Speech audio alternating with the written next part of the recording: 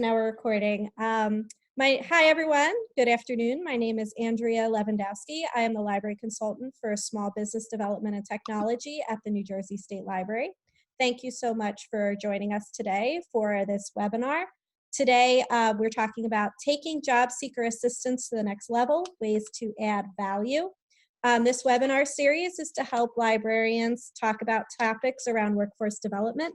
And I am very excited to have Julie Knapp from Sussex County Library and Kelsey Ockert from Berkeley Public Library, formerly at Princeton Public Library, to talk with us today. I've worked with both of them on different projects and always learn new information, new ways of doing things from them. So for a little bit of background, Julie Knapp is currently a library associate in adult services at the Sussex County Library System.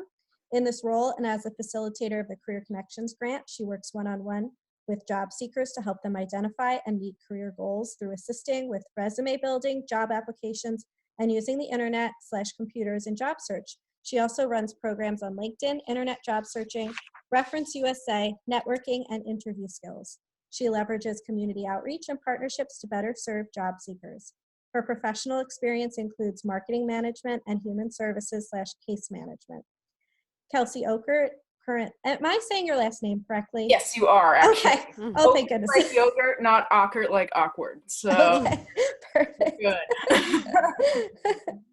Good. She currently works as a librarian at Berkeley Public Library in California, where she runs a resume workshop, among other library programs. As of 2 months ago, she worked at the Princeton Public Library. Maybe that's another month now? Actually, it's even more like a month and a half, actually. I think I overestimated for that write-up, but yeah. yeah, it's been a pretty recent move, so yeah. So I've been doing some job seeking myself recently. Okay, excellent. So from personal experience.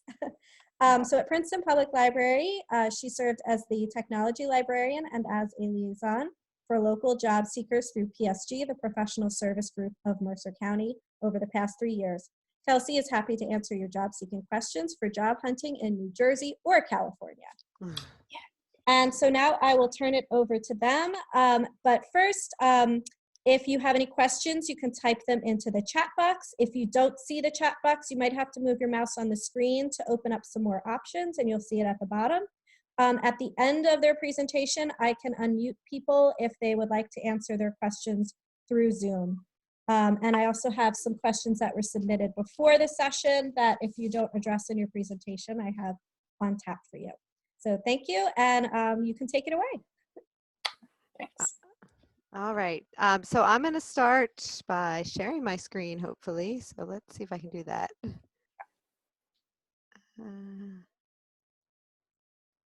All right, here we are. Ooh, I already skipped a slide. Oh, well, wait, hold on. Okay, so as Andrea said, I am from Sussex County. We are a 6-branch county system spread over a very rural county. Our latest unemployment numbers are at 3%, which in New Jersey, the average is 3.2.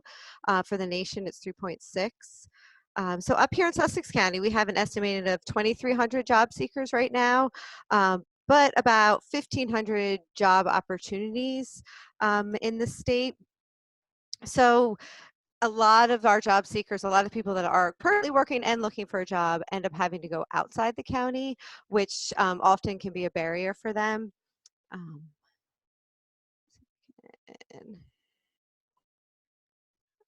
So the jobs within the county can be very competitive, and there's a big skills gap, lack of education up here. So some of the jobs right now, the most popular are for CDL drivers, RNs, then it's retail up here in Sussex County. So if anybody doesn't have those skills, it's hard for them to get a job up here. Or if they have beyond those skills, it's hard to get a job up here. Or when those jobs are are open, it's everybody in the county scrambling for the same few jobs. So that's just a little background on, up here what we're seeing. But as far as adding value to job seekers here or elsewhere, libraries have and continue to be a great resource for job seekers. You know, because we provide for their physical needs. We're close to their homes. We, have the internet. We have computers. We have fax machines, and there's some anonymity here. We're not, asking them for their social security number just to sign. Well, at least not Sussex County, to sign up for a computer. But in order to add value to our patrons, if we can start customizing for their needs, and as Andrea said, that I do that a lot by sitting down with people one-on-one. And so when a patron comes into the library, I'm not saying, I just grab them up and say, oh, you're looking for a job, let's meet. I just kind of do like a triage, what do they really need? Sometimes they just want, help figuring out how to format a resume, and then they never want to come in again because they're hoping they get that job. And other times they do need a lot more. So that's when we schedule an appointment, because it's, all of us, our time is valuable. So I don't really want to sit down with somebody on the fly, and they probably don't either. So we always schedule the appointment. And that first appointment, I usually give like an hour to sit down with them.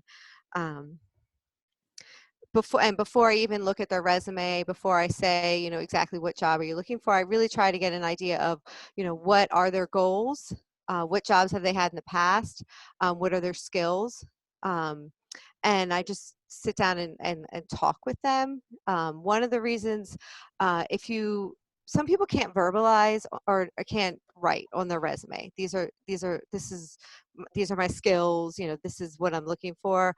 So I like to hear it from them first before I look at their resume, and that way too I can make sure that the resume kind of fits what they're saying. Then establishing goals, that's a big thing. A lot of times, depending on where they are in the job search, it might just be, I just need a job. I don't really care where it is, just, any job that's out there that I can remotely get, I'm going to apply for. But it is helpful to have some sort of goal. So, these are some sites that I point people to take quizzes or just learn some more about, what kind of job would be good for them. This mynextmove.org, the one that's at the top, is one of my favorites because it's free, and I think all the ones actually there are free, but it's from ONET Online. There's the interest profiler, so if you click on the first page, if you click tell us what you would like to do, then you'll take a quiz, and once you are done taking the quiz, then you get to see some jobs that you would line up. It's based on the RASIC interest profiler, and you can even see what type of jobs are out there based on how much preparation you need. So if I only have my high school diploma, or whatever, then maybe I might look at a 1. If I don't care how much schooling I need, I'm willing to go back to school, I might look at a 5, and just see what jobs are out there. So when I was putting these slides together, I took the RASIC test for myself, and one of the jobs that came out was training and development specialist. So if I wanted to do that, I can go and see, well, what types of skills are needed, what type of knowledge, what type of education, what is the job outlook? Is it have a good outlook, a poor outlook? What's the salary range? And then you can actually click Find Jobs, which goes to a job search tool. So that's why I like that one. So then after we sort of get an idea of what their goals are, then I will look at their resume, and is their resume showing that they have those goals, and that their skills are being highlighted. So I just have some basic resume tips that I give people on this slide. One of the first ones that people will ask me when they first sit down is, where can I get a template? I don't really recommend templates. You know, there is one in Word. It's very, the formatting is actually difficult to use for most people. And then even if they figure it all out and they get it all formatted, it then causes problems on the other end when applying for jobs with the application tracking systems. So I actually don't recommend Word template. Also, people want to Google and find templates online. I don't really recommend them. One of the reasons is, you know, free templates are oftentimes aren't. When they get to the end, they will be told, oh, you know, pay $5 to print this, or, you know, pay whatever to have a copy of it on your computer. So I really just recommend that, you know, look at some samples. You know, their books. Knock 'em Dead resumes, that's a good one. Career Connections has samples. The Career Connections website, which careerconnections.nj.gov. Then, you know, just a simple Google search for samples is fine. There is a website, gcflearnfree.org, which I have on a list later on. But that site does have some good samples and has a template that really isn't a template, so it doesn't have that wonky formatting that causes problems. So if somebody is really, you know, I need a template, I can't possibly do this without a template, that's where I might point them. The Job and Career Accelerator does have a template that it's more of a builder. It's a resume builder that you can use, that I sometimes point patrons to, or sometimes I might sit with them and do it, because depending on their level, it's a little difficult to sort of figure out all the formatting if you're not really computer literate, which a lot of the people that come to me aren't. So really, I recommend opening up, having some samples in your mind or in front of you. Open up a Word document, or if the person doesn't have Word at home and they're going to do it at home, I would tell them to use Google Docs. So just get a free Gmail account, do Google Docs. Sometimes they do come to me with resume templates already. And I will work with them and get it out of the template. So to do that, you copy the whole thing, you paste it into Notepad, then you copy it again and paste it back into a new document in Word, and that gets sort of all the formatting. So it'll be plain text, and then you would, you know, bold what you want to bold, and you know, tab and bullet and everything after that. So again, just some basic tips. For font, I recommend Calibri 11 point.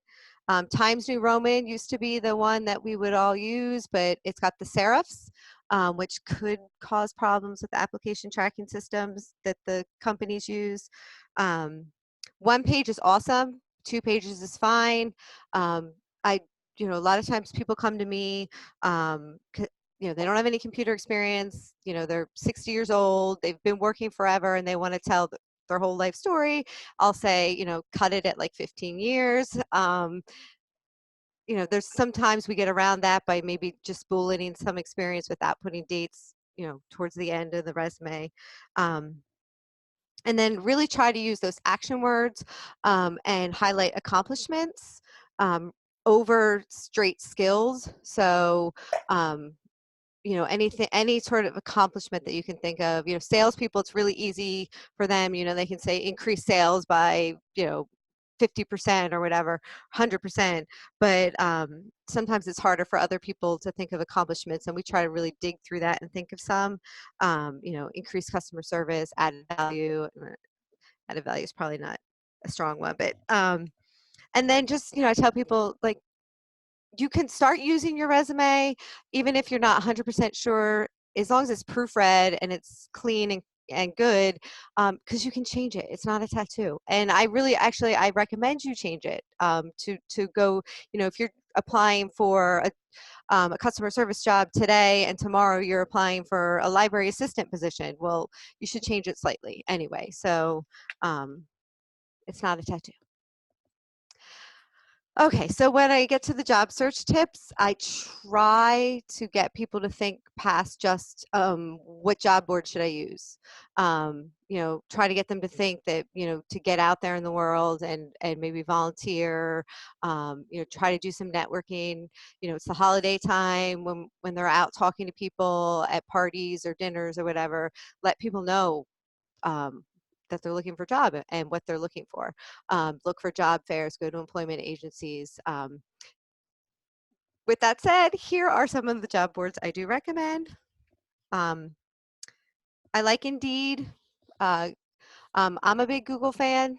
Google has a job search tool, so if you type library jobs near me, their tool will come up. No matter where you go, anybody goes to look for a job, I would just recommend trying to apply directly to the company. So if you have a job seeker coming into the library and you see them wanting to apply for a job and they ask you for help, I would just try to see if you can find that job on the company website rather than, on ZipRecruiter or Monster, or Career Builder, even Indeed. Sometimes you can't. Sometimes, even companies will only post their job on Indeed for whatever reason. They don't have an IT department. So you just have to, but you can avoid any. Sometimes I have people are so eager they just click apply anytime they see a job, and they just start getting inundated with spam and scammy things. So I just recommend going straight to the company. LinkedIn is great, especially depending on what type of job they're looking for. Recruiters are on LinkedIn. LinkedIn's great for networking. I do one of my popular trainings that we do here is our LinkedIn training. Reference USA. I like to use Reference USA to help people sort of identify other places they can go to look for jobs within our county. Let's see if I can. Do you see Reference USA now? Do you see it, Kelsey, or no? Yes. Yes. Yeah. Okay. Yeah. I can see Thanks. it. I don't know if my sharing You're trying worked. to click into the website. No, I don't see. Oh, you don't see the website? the Okay. I website. have to do that No. share. Wait. Yeah. But I'm a giant Reference USA fan as well. Especially if Can you you see have it now? Yes. Oh, Now. sorry. Yes. Okay. Yeah. You can actually search for jobs on here, but it's just through Indeed. But you can drill down some more, get company information. But I like to use it for searching businesses. So I'm just going to say when I go into search, I go to advanced search, and then on the left-hand side here, always do radius by zip code. 07860. Because a lot of people that I work with don't want to travel as far as a lot of the jobs that come up on Indeed are. So let's see, we got that. And then you can do industry group. So let's say you want to do manufacturing. See what we got. And I'm going to take out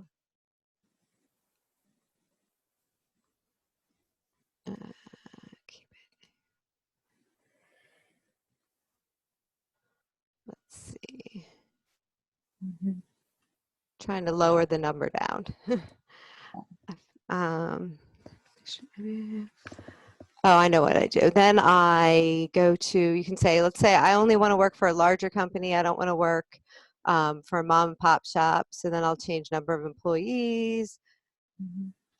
I like to require that they have a web address too sometimes. Ooh. And you can see that in the special selects column on the left-hand corner. Awesome. Oh yeah, there it is. Only companies with a web address. So that's going to get us down. Oh, right, wow. So Really 4. So I'm going to go back. I'm going to take that web address one out because okay. my example wasn't on that list, and I know they have a web address. Okay.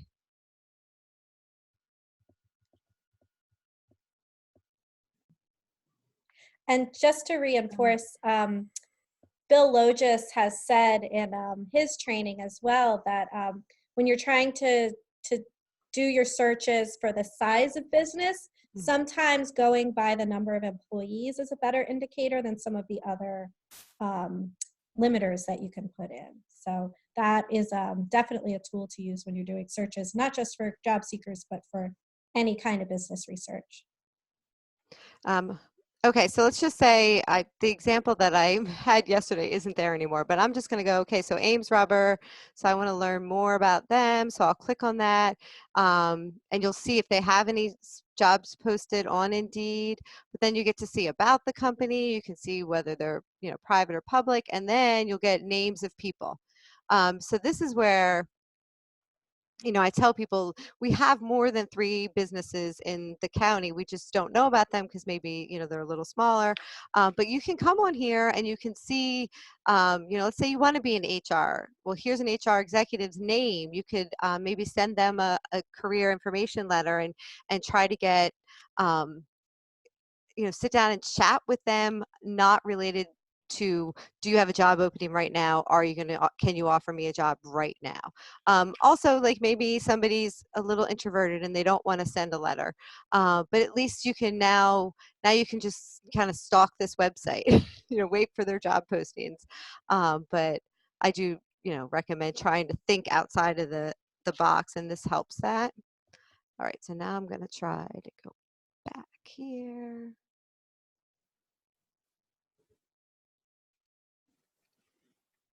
All right. So I switched back to my slides. Can we see that? Oh no. Yes, Oh. we are back on the slides. There and you another are. thing to add about Reference USA that I love too is that we have a US standard white pages access through them as well. So if you're looking at the phone number and stuff, it can be really useful. So that's great to point out to patrons when introducing them to the website. And then, yeah, so then once they maybe get some new companies that they haven't heard of before, that they don't have contacts with, or maybe they find out through LinkedIn that they do actually have contacts. They might not realize that, you know, their neighbor or their kid's soccer coach, you know, works at a certain company that they would love to work for, but you learn that stuff if you go on LinkedIn. Then you can send, you know, a letter or get their phone number and call them. But you can send a letter, a career, you know, you can tell a little bit about yourself, ask for that informational interview, or a career interest. You know, if you're changing careers, you know, you can send somebody a letter and say, I really like to do what you're doing. Could we meet sometime for coffee? And you can tell me a little more, just to sort of expand your network. Also with career letters, I do recommend cover letters. There's people will debate about that. Every time I have an HR person in here, I always ask them cover letters or no cover letters, and it's about 50-50. Some people say they won't read them, but I always tell people to write them if they can, if there's a spot for it, because what if the person you're sending it to does like to read cover letters? If they don't like to read cover letters, it doesn't matter. They're not going to read it anyway. So, and then also follow up after you send a resume, follow up after you send an email, and just, you know, ask them, did they receive it? You know, that will help feeling like you're not just throwing things out there and nobody's contacting you. So, you know, I mentioned having HR people here at the library. That has been very successful for us. I've reached out to different companies and I've had them come in for programs. That I've had some HR people come in and do mock interviews, and that that has helped, you know, my job seekers, you know, gain confidence, you know, learn some new skills, get some tips and things from actual HR people in the companies in our county. And we've actually had some connections through that too, where after the mock interviews are over, you know, the HR person reaches out to people that they've met in the mock interviews, which I think hasn't always resulted in jobs, but I know for sure one job did did occur after all that. But and then also, going out and myself going out into the community and meeting people in the community, not just here in the library. So just some basic job search tips that I give people. When they're sitting alone behind their computer, sometimes it feels like they're throwing their resumes into this black hole and they're not getting any response, and they get very depressed, very negative. So I just try to, bless you. Sorry. I just try to help them get out of that funk, try to think outside the box of I need to only apply on Indeed, and do different things, try to network with people, meet people, maybe change up their resume, change up their strategy, and just try to stay positive, and always putting that positive foot forward. And so these are some tips I give for that. As promised, here are some websites that that I recommend. Career Connections. I don't know how much longer that's going to be around. The My Next Move, the GCF Learn Free, and then again using our own library tools like Reference USA, and the Job and Career Accelerator. And then I think Kelsey has some websites to show us. So I'm done. I'm going to stop sharing and then. All right. Okay. And I am going to share my screen. All right. Thanks, everyone. So I am I'm going to share on that dense handout with resources that hopefully you all have. All right. So let me full screen this sucker. So as mentioned earlier, I'm currently working in Berkeley, California, Berkeley Public Library, and really excited to have begun that position. Recently, I was working for Princeton Public Library in New Jersey, which was absolutely a fantastic place to work. So I will definitely promote Princeton resources because that's what I know.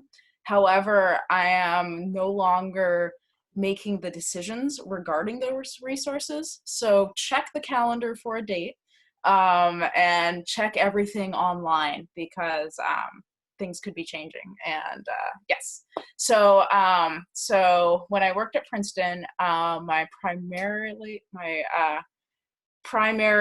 job seeking related responsibility was working with the Professional Service Group of Mercer County, PSG, and it was a fantastic group to work with.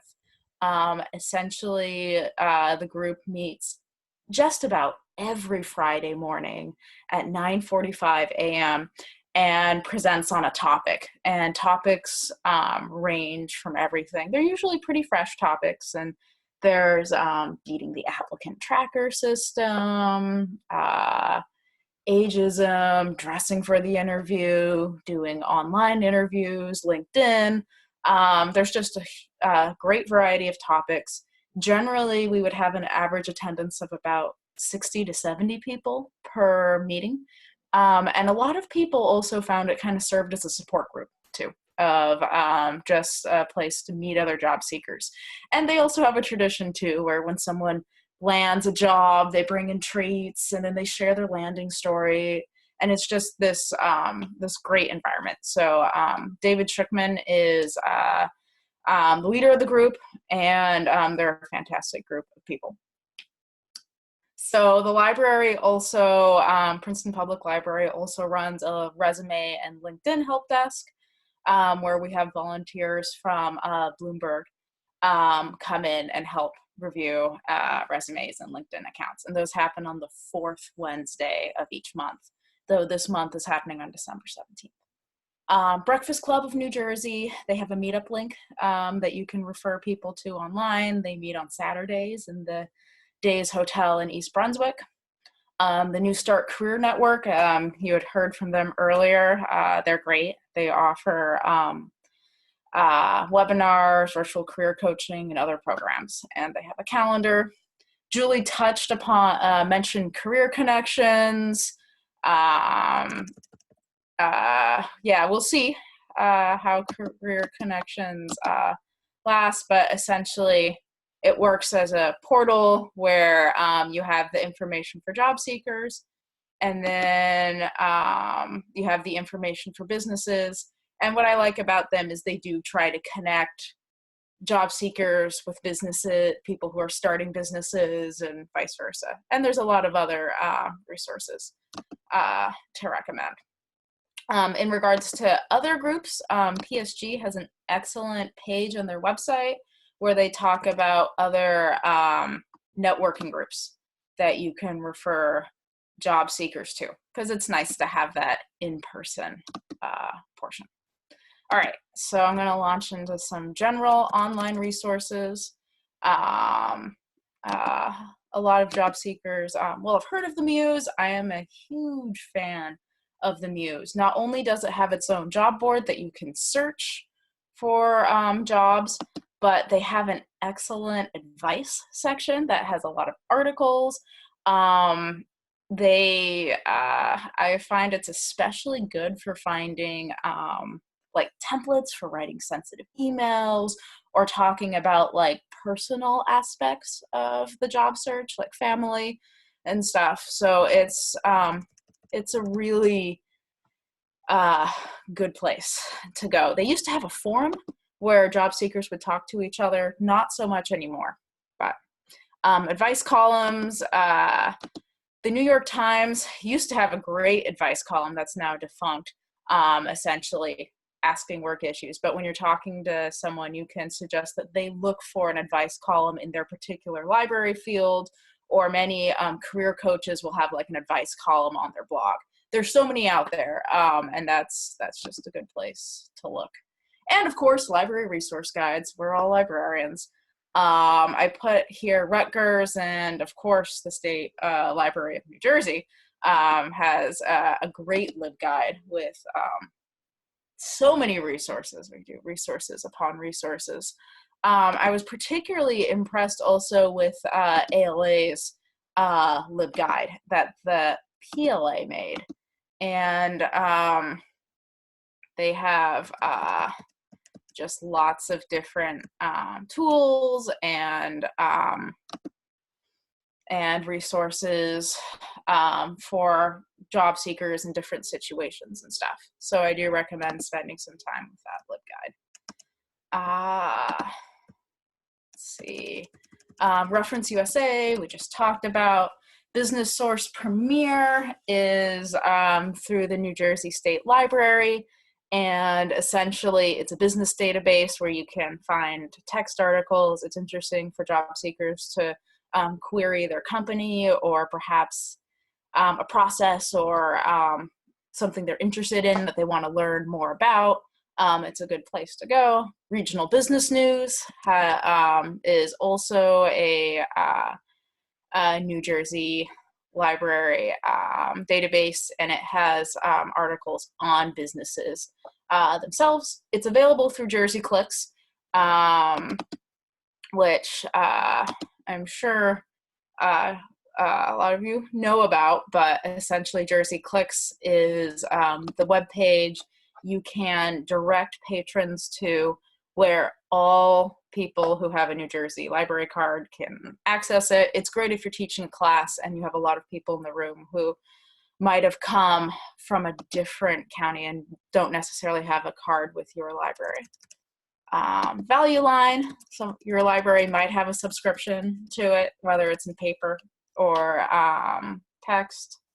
And then the Vault is a place that I'll send folks. It'll look up like a just like a history where you can sort of read about the company. I find it's just good for like basic company history.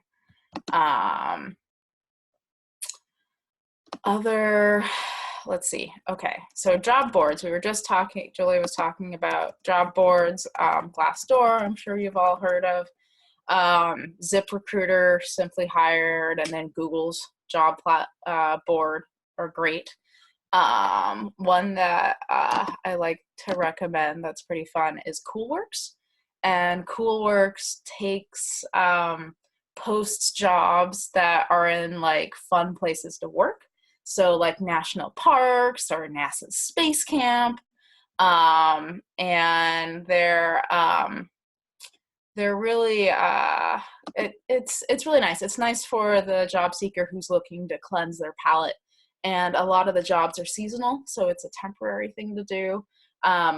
I know library patrons who have gotten jobs out of Cool Works. It works, and they've had a great experience. Idealist, Julie highlighted. Idealist is great. It's matching people with jobs in that are related to doing good and meaningful work. So you see a lot of public sector jobs or a lot of teaching jobs or even some like jobs working with politics. It's really library jobs are also on Idealist. It's a great it is a great search engine. Let's see. I also, for those who are looking to go into the nonprofit sector, I also recommend ProPublica, which is a database that allows you to search like the tax documents of nonprofits. And so it's interesting to teach people just how to learn about the places they're applying to. Volunteer Match, it's not a dating site. It's a place to find volunteer opportunities. And it's really good for searching about what volunteer opportunities are in your area. And it's great for resume building, networking, and just giving back to the community. If your job seeker has some extra time and is looking to do a little bit more, Volunteer Match is great. Resume scanners, I just put resume scanners here. It's kind of the lonely link that I didn't have a category for. I almost jumped in and mentioned it when you were talking about resume scanners, Julie.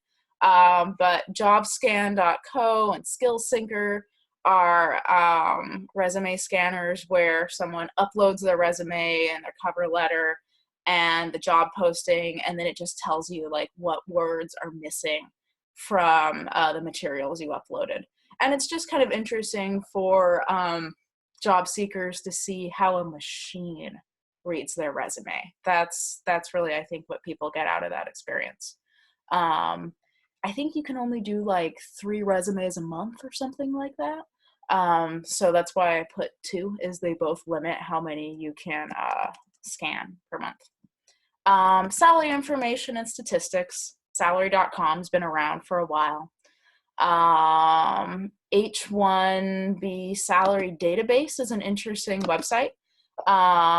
So when someone applies for a work visa, they're international and they're applying to work here, that information becomes public information. And so this website has all these international visas on there.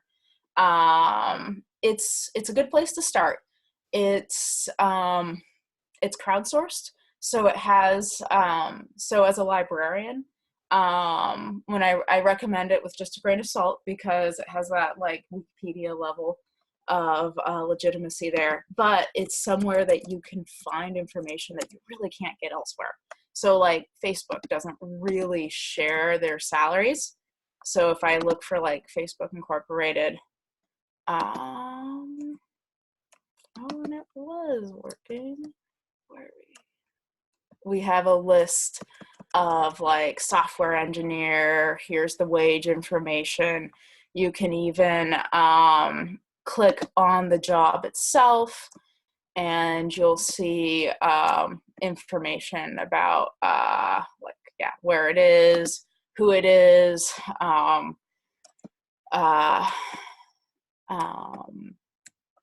Sometimes it'll even show you like the gender of who is who's earning the wage. But it's just an interesting website to spend some time with when you feel like you can't seem to find anything else about the company.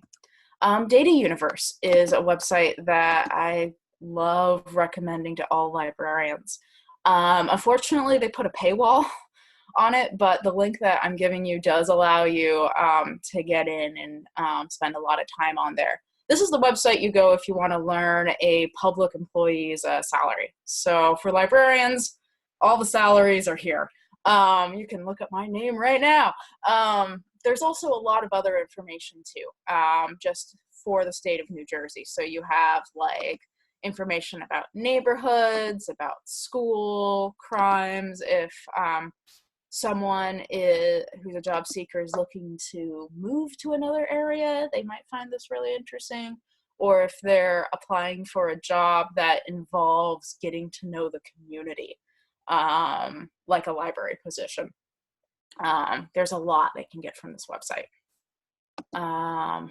Let's see, Data USA is another getting to know the community type website. It's, as a librarian, it's one of those like data is beautiful websites.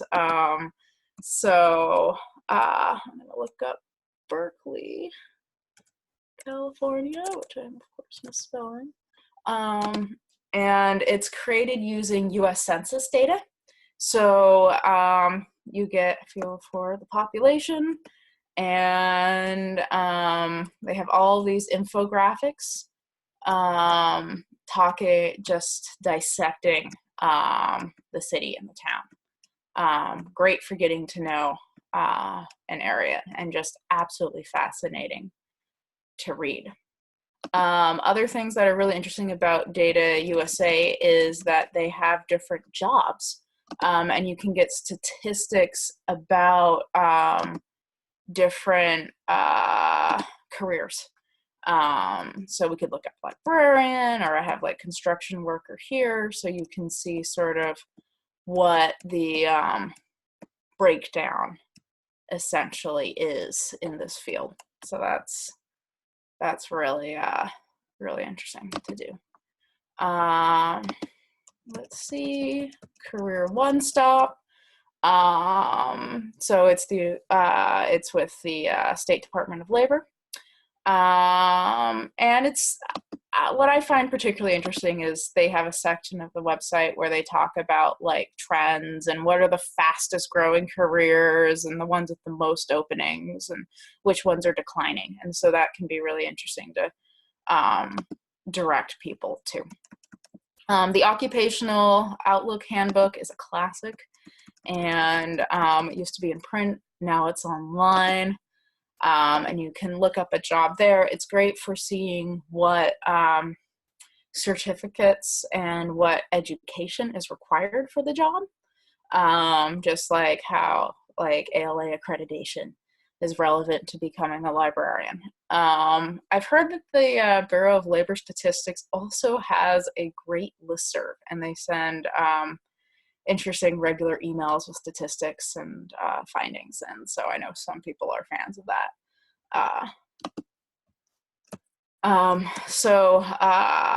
Business resources. Maybe you have a job seeker who is really invested into the local business scene, or maybe they're looking to start a business themselves. NJ Biz is it's a paper magazine, but they also have a website, and it's essentially a paper that follows local businesses in New Jersey. They are known for publishing their annual book of lists that has like places that are like, oh, the best place to work, or ranks companies and stuff. So under their digital editions, that's what I find is like one of the best ways to browse the NJ Biz library. TradePub is just kind of like a website that has a lot of business publications. So if someone just wants to read up on their industry, it's a great place to send them to. If you're looking to start your own business, NJ State Business Portal is great. They really lay out what you need, what the tax situation looks like, what registering and what the forms and the technicalities of starting a business are like. So it can be absolutely a really solid place to take people to. And for people who are looking for forms, Princeton Public Library subscribes to Gale Legal Forms, which is a database with all kinds of legal documents. Your library might have a Gale Legal Forms subscription too. There are a lot of business-related forms on there. There's also a lot of forms related to like general stuff like Social Security or making a will. It's a great database and one I recommend. Skill building, perhaps while someone is searching for jobs and they have time, they're looking to build skills, or they realize that if they knew how to speak Spanish and code, or that would get them so much further in their job hunt. Available to all NJ library card holders. There's Rosetta Stone, the language learning device or software. There's also Mango. Essentially, I find the difference between Mango and Rosetta Stone is Mango is really designed if you're like going on a vacation and learning phrases. Rosetta Stone is more that comprehensive learning English, learning the language bit by bit, learning the grammar rules. It just depends what works better for you. For Computer Skills Center, through the EBSCO and through NJ Library, this basic website has a lot of tutorials for teaching computer skills. They have Microsoft Office tutorials on here, and some of the advanced stuff like Illustrator and Photoshop. So there's some really great tutorials in this website. Coding, when someone wants to learn how to code, I really recommend edx.org. It has a lot of online courses from universities, often prestigious universities, and you can learn how to code through like Harvard or MIT or somewhere from that.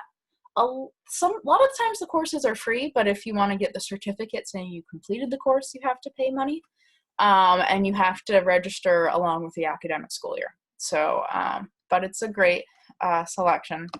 But of course, if you are recommending people look for computer literacy sources, encourage them to check with their local library. Princeton Public Library teaches a lot of computer courses, and I know that a lot of us teach some really good computer courses that are free and don't require a library card. So yes. I was just going to add PSG also has some similar e-learning platforms. And while I'm talking about learning, LinkedIn, which has connections to lynda.com, also has LinkedIn Learning. And so they have their own learning platform. It's not free. People can usually sign up for like a 3-month trial, or sometimes LinkedIn will offer like a free week of classes. On the topic. And of course, to add to, LinkedIn is like, I think, arguably one of the most crucial tools for a job seeker to have. Trying to get a job without LinkedIn, I think, is much tougher. People really do use LinkedIn. My father, a couple years ago, was offered a job just from someone looking at LinkedIn profiles. It's something I think you really do want to encourage people to have. Meetup.com is great. It's a great place to network. It's great for meeting like-minded people that are in your business and professional area and are employed with the company or business that a job seeker wants to enter. And there's so many kinds of meetup.com events ranging from personal to professional. And libraries often host meetup groups. We host a tech meetup group at Princeton Public Library. They do. Facebook, Twitter, Instagram, they all have elements of professional networking. Facebook actually has like a job posting section on the left-hand column, but I don't think anyone really uses it that much. Most Facebook networking happens through groups like ALA Think Tank, groups where people get to learn who the movers and shakers are in their profession and sort of get to keep current with the news and maybe even get alerted to job postings. Twitter, a lot of networking happens on there. And Instagram is really good for getting to research a company and learn about the field of their company. About.me.com. So if someone has given you their email address, and it's like so-and-so at .me, that's what this is about. So .me, it lets you create one simple profile page about yourself. That's great. But what people really use .me about is it creates like a shell for your email address. So you're able to come up with a new email address that forwards to your old email address. So if someone has like rubberducky@yahoo.com and that just is not so great on a resume, they can create a .me address, like their name at .me, and that will forward to that Yahoo address. So I created an example page so you can see that it allows you to make this one page profile. It's really nice to put in a signature of an email if you want. I think most people would use LinkedIn for this purpose, but if you just want a short paragraph and a picture of yourself, it's great for that. So just as we're wrapping up, my general job seeking advice that I give people is when I meet with someone after I've gone through their resume, their LinkedIn account, talked about what kinds of resources would help them. Also encourage them to check books and check online resources and check everywhere. My advice for the interview is to tell them to think about 3 words that describe the impression they want to make. And this is almost just sort of a focus technique. So perhaps your 3 words are professional, personable, and creative. Or your 3 words are skilled, artistic, and positive. Or just think of those 3 words, and it can really help focus the person, and also just on a subliminal level, guide how they describe themselves. So I can't believe I went through all those resources with 7 minutes to spare. You all have such great stamina. Thank you. But yeah, that's pretty much what I was planning to cover. So thanks, Andrea. Yes, thank you so much, Kelsey and Julie. So I didn't see any questions coming in through the chat while you were presenting, but if anyone has questions that they'd like to put in now, you can go ahead. And then I think you can unmute yourself. So if you'd like to ask a question through your phone or your computer audio, you can unmute yourself and do that. You can also just write in chat, unmute me if you don't see that option. I'd rather not unmute all because I think that would be a cacophony. But I do have a couple questions, and you did really address most of the ones that Donna had submitted beforehand. But I know, Julie, you touched on this a little bit, but do you have any advice for revising overly formatted resumes? And can you talk a little bit more about why that might be an issue for somebody? So I see with some of the overly formatted ones, especially that Word template, it puts everything in these tables, and the tables will get hidden when they go into the application tracking system. Very likely, it won't pull and grab that information that's in a table. In 2019, almost 2020, maybe some of them do, but I just say, get all that information out. So again, I would just copy the whole thing, paste it in in Notepad, copy it again, and paste it in a new document and just start from scratch. Without having to retype everything. That way you can kind of get all that formatting out. Mm-hmm. Yeah, it's with resumes, it's a line by line, piece by piece, and I think people are. You might wind up spending a lot of time that way. I would, I would just cut and paste it, even a sentence at a time. Even though it takes a lot, it's worth it. And really opening. I'm a big fan of having the tiny margins and fitting a lot in. So yeah. And it is interesting to see this progression, because when you first got started doing resumes online, using Microsoft Word or something like that, it became fancier and fancier, and now it's going back to simplified because of those systems. Yeah. Mm-hmm. And Kelsey, will you be sharing these links some way? Because these are really great for anyone who's developing a research guide or would like to have them for themselves. Yeah, definitely, and please use them. Yes, I will send you the document, Andrea, so everyone can get it. Excellent. Absolutely. Yes.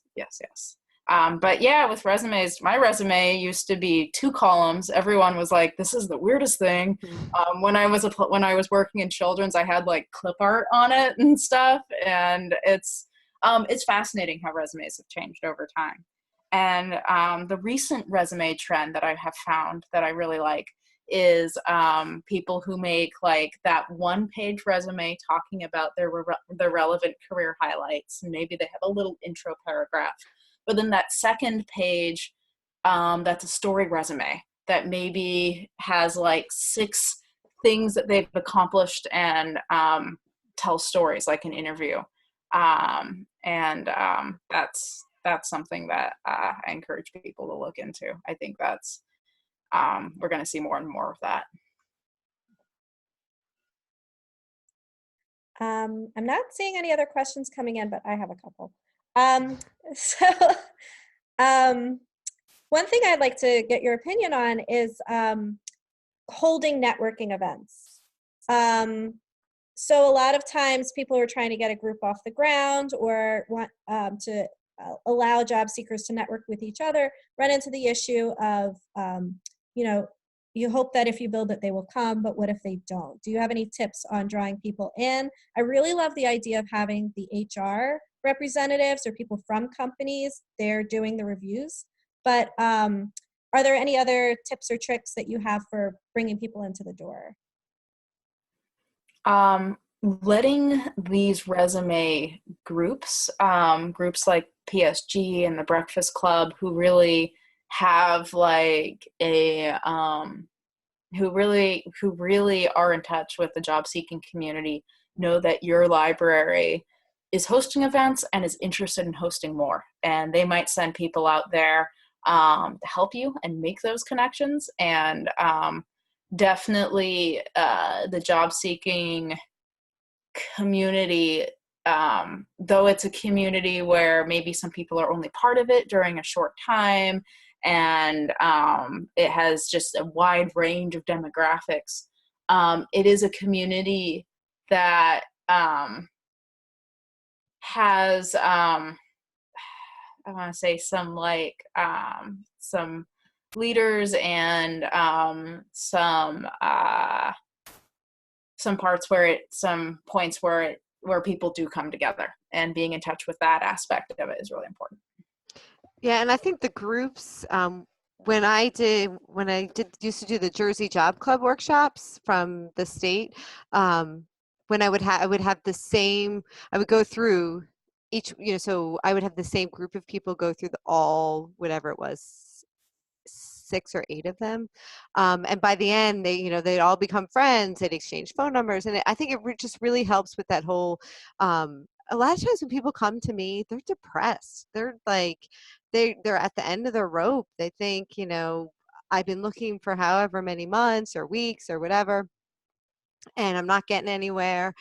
So it just really helps with that. It just help them feel positive and, you know, and also like just getting the, when you get to that state where you feel like you're not getting anywhere and you think maybe you never will, just, you know, practicing your like little pitch and practice telling people what you want and helping other people, connecting to other people. I see that happening a lot. Like, oh, you know, oh, I have a friend, my neighbor does this, and I'll give him your resume, and vice versa. And everybody just starts to feel better. Yeah, that community building is such an important aspect of it, and then helps maybe in the job search as well. So that's a great suggestion. So there was a question in chat about using career connections. So my understanding is that they may not be updating the content of the career connections website. I believe that the job fairs and the events are still relatively up to date. I believe the calendar is. I'll check that after this. But I would say the articles and things like that might still be applicable, but more information that seems like it should be updated more regularly that isn't the calendar or the job fair list. Just keep in mind that it might not be the most up to date. Yeah. So I'd be wary, but it isn't something to completely discount because there really is great content in there. Yeah, I'm realizing I'm still on screen sharing mode, aren't I? For career connections, they actually have, I believe, a list of libraries that and one-stop career centers where people can go to receive training in different counties. I want to say, if I remember right, East Brunswick Public Library would host. Yeah. So those 19 libraries that were part of Career Connections, I didn't realize that they might still be in there. So yeah. But you can use their website to find centers. So I would say that this information is still relatively up to date. You might have to call to verify. So I see like what you've pulled up, Julie, that, I'm sorry, Kelsey, that they have a fax machine, but if you wanted to verify, maybe just call ahead. Yeah. Okay, so we've passed our hour. So we're at the end of the webinar. If anyone has any additional questions, then you can feel free to reach out to me or Julie or Kelsey, and I will make sure that your contact information goes out because I realize that that isn't listed here. Everyone who's attending, you will get a survey and a link to the archived of this webinar tomorrow morning, and it will be available on the same page that had the listing for this webinar, so the registration information. That's where you can find this, and the recording of the previous webinar that was held in, is that October? All my months are kind of morphing together. So thank you again to Julie and Kelsey for this valuable information. Thank you to everyone who attended today. Best of luck and in all helping your job seekers, and have a wonderful rest of your day. Thank you. Thank you. Bye. Bye.